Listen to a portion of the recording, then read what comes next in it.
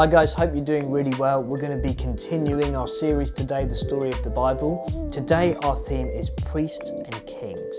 So we've done the creation, the framework of the Bible, creation and new creation. Then we've looked through the book of Genesis at these two different choices that we have of living, choosing the way of God as an image bearer, or the way of being less than human, of not living up to our humanity, of what God has called us all, you watching this as well, as people on this planet, as citizens of this earth. God has called us to be an image bearer of Him. That's why we've been given the intellect that we have, the capacity that we have to create and make things and bring about new life in amazing ways.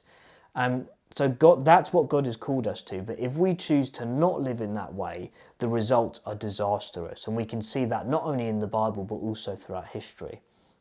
And then we see an example of what it looks like when a whole nation becomes beast-like, when they choose the way of the beast, with Egypt enslaving the people of Israel.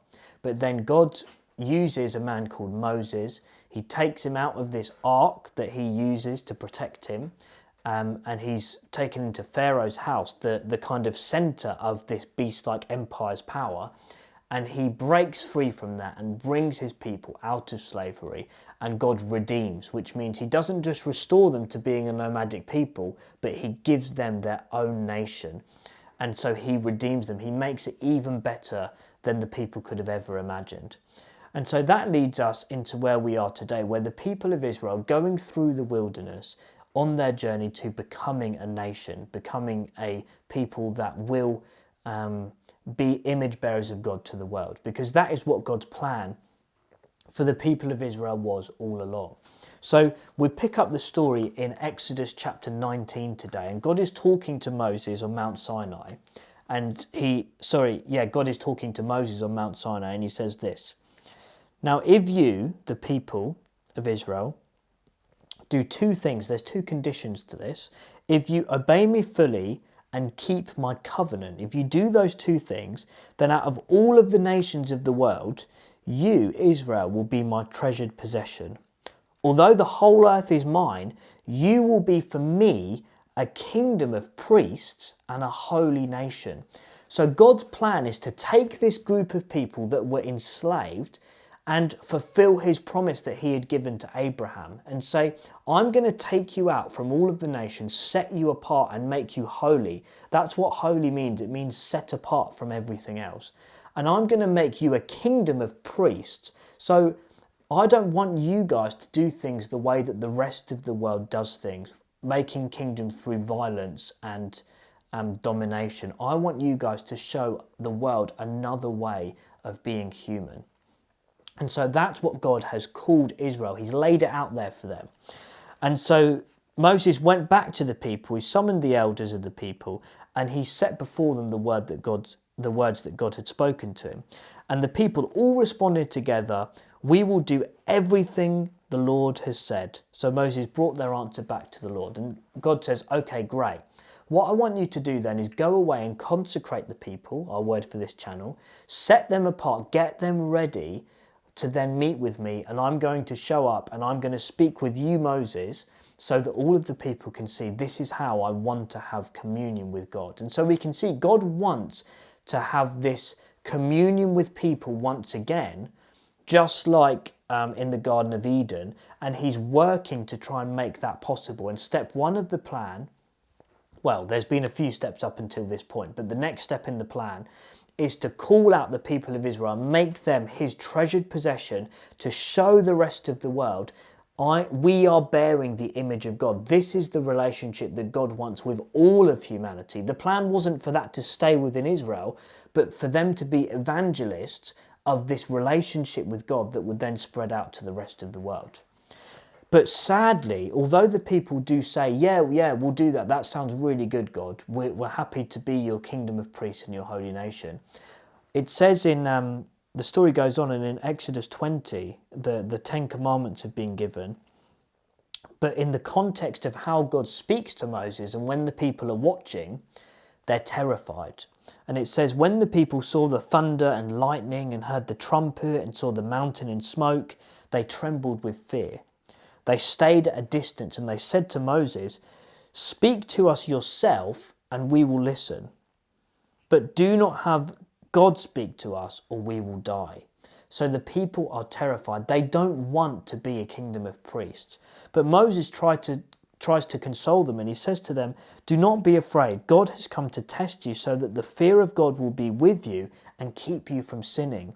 But the people remained at a distance, and while Moses approached the thick darkness where God was. You can imagine this is almost like the scene out of a movie where the people draw back and are scared, and they allow their fear to block this relationship with God that is possible by stepping into the unknown, by stepping into the darkness. Whereas Moses chooses the way of an image bearer and says, I'm going to take the responsibility of what it means to be a true human, to be a priest of God, and I'm going to go before God on behalf of these people that are too afraid to do so. But remember, God laid it out that his best plan was for this whole nation to be a group of priests that would have him as the ruler over them, and they could have direct relationship with him. That was always his plan. And so the story goes on. Moses leads the people right up until the promised land, and then Joshua brings them into their own land. And the people are ruled over by judges and priests and prophets. And the last kind of great ruler of the people before the kings come into power is Samuel. And Samuel is getting a bit old, and so he gets his sons to kind of take over from him, but they do a really bad job. They don't fear God, and it's not going well. And so the people say, actually, do you know what? Maybe we should rethink this whole leadership situation. And actually, some of these other nations, they've got kings. Why don't we have a king? Yeah, actually, Samuel, do you know what? We want a king. Get us a king to rule over us. And Samuel, this upsets Samuel because he knows and he remembers what God has called Israel to not be a nation under one king that is ruled over by a person, but actually God is their king and rules over them. And they are then the priests that stand before their king God on behalf of the other nations. So this displeased Samuel, and he prays to God. And the Lord said to him, listen to all that the people are saying to you. It is not you that they have rejected, but they have rejected me as their king. So God knows that the people are actually rejecting him as their king, and that this is going to lead for bad things. He says, they've done this from the day that I brought them up out of Egypt until this day, forsaking me, serving other gods. So they're doing this to you. Now listen to them, but warn them solemnly and let them know that what the king who will rule over them is going to claim as his rights. Let them warn them about what is going to happen if they choose this way. And so Samuel does that, but the people refuse to listen to Samuel, and they say, no, we want a king to rule over us. Then we will be like all the other nations. That's a really key sentence there, because it shows that the people of Israel wanted to be like the other nations rather than realizing their distinct call to be different from all the other nations as a kingdom of priests that God had placed on the earth in the midst of the ancient world as a representation of him. And so what we see is God lays out what is the best way, the way of being an image bearer to them, but he also gives them a choice to make their own decision. And we see that God is willing to work with the people of Israel's choices that they make in order to bring about his own purpose as well. The story goes on, they get a king, who's Saul, who doesn't end up doing a very good job, although he starts well. Then we do get a good king, David, who has a heart after God, and he recognizes Israel's purpose, and he wants to take the presence of God from being in a tent, housed in a tent in the Ark of the Covenant, and he wants to put it in a temple. And so he wants Israel to be the touch point of heaven on earth, the meeting place of heaven and earth, so that Israel can be the priestly nation that houses the presence of God on behalf of the other nations of the world, and take that step forward to being these people that then show the presence of God to all the world and make it available to them. And Solomon is the king that eventually ends up building this amazing temple to God. But what we see is the kings go like this. up and down, up and down. The book of First and Second Kings and First and Second Chronicles is just this up and down story, and eventually the story just goes down, down, down and gets worse and worse. The kings use their power in a bad way. They actually become like all the other nations around them, just like the people said that they wanted to be. But of course we know that the nations of this world, what that means is violence, destruction, worshipping false gods. Even they end up sacrificing their own children to foreign gods. So the situation is really not good. And the people of Israel have refused their call to be a kingdom of priests and having God as their king by wanting to be like the other nations and having their own king. And so that's kind of where we lead up to with this story. And we're thinking to ourselves, we need someone who's going to come and represent a king and a priest in one and be the ultimate example of what it means to be an image bearer of God, so that the people of the world can follow that person's example.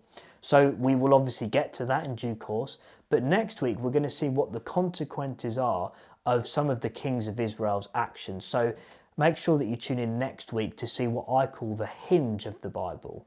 They say big doors swing on small hinges, and the theme of exile is sometimes seen as a small theme, but actually I would say it's a massive theme in the Bible that we need to look at. So we're going to be looking at that next week as we continue in our series, The Story of the Bible.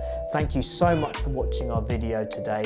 If you've enjoyed it, please make sure that you like, comment, share and subscribe so you don't miss any uploads that we do. Thank you so much for watching, and I'll see you next week.